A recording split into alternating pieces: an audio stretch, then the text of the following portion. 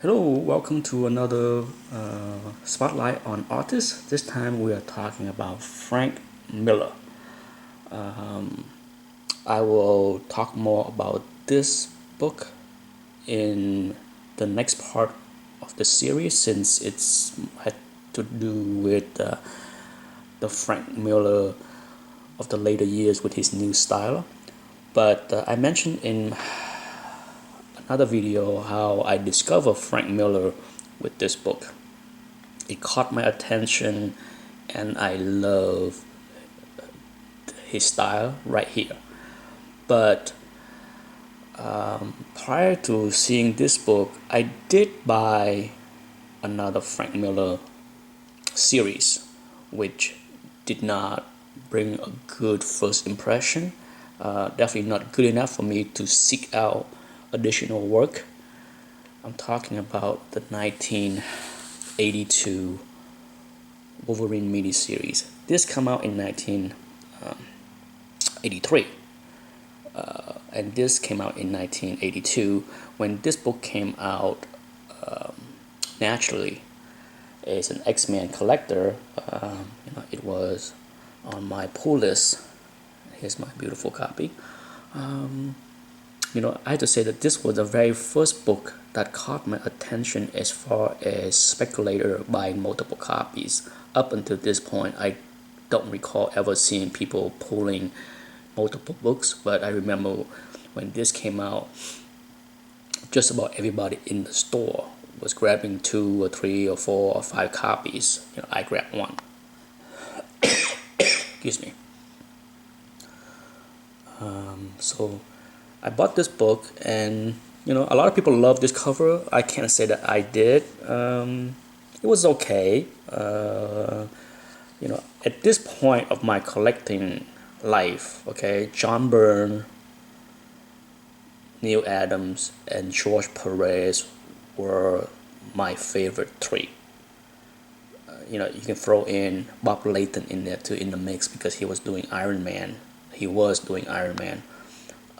So when I see this style of art and the way this cover was, it was okay. It didn't wow me, and certainly the inside, that was okay. Like I said, I bought it more because I was a Wolverine fan. I was an X-Men fan. But when it comes to the art itself, I didn't hate it or like it enough to seek out anything more about Frank Miller. Okay, as you can see, but that was my feeling back in 1982. My favorite covers of this miniseries is definitely number 2. I love number 2.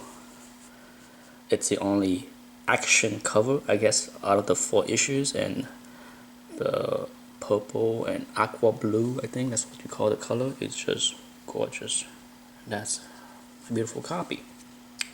So,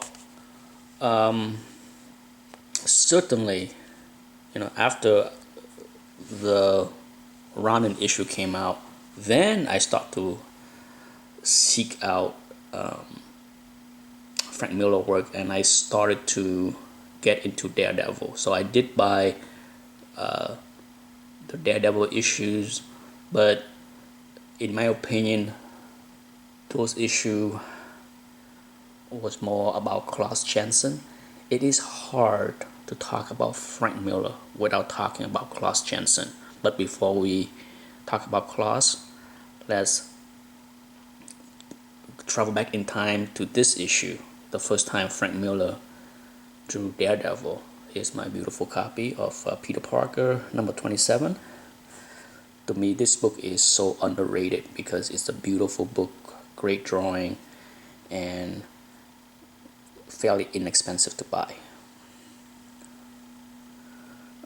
So this is, if I was buying this book off the rack in 1970,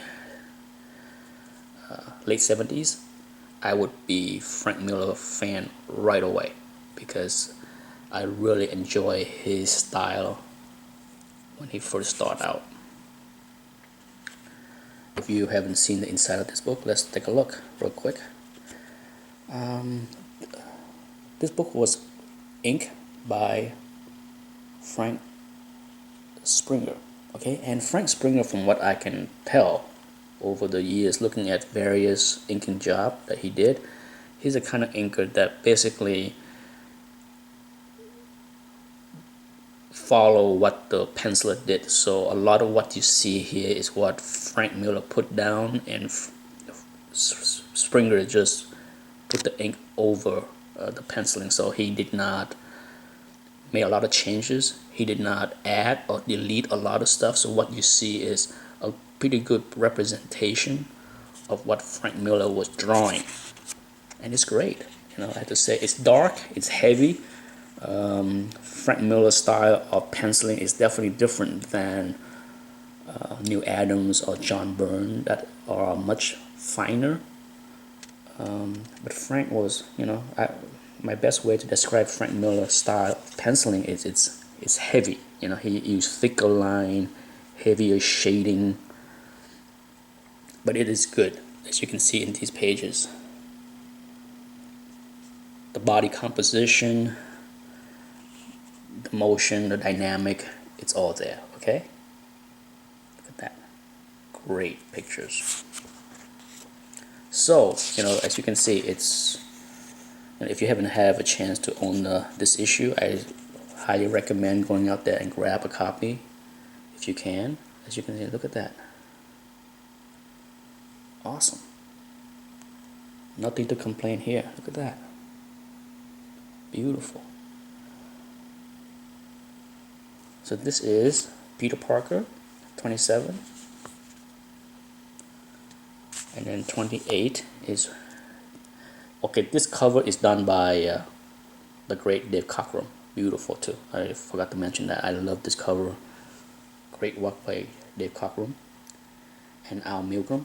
And then Al Milgrom and Keith Pollard did the cover for 28. And once again, the inside is awesome. Just look at that. Okay. For those that are more familiar with the later work by Frank Miller with Klaus Janson in Daredevil, you can see it's very different. It is a big difference. To me, it is a huge difference between what Klaus Janson did as far as inking with Frank Miller, but I absolutely love. Look at that. Absolutely, this is awesome.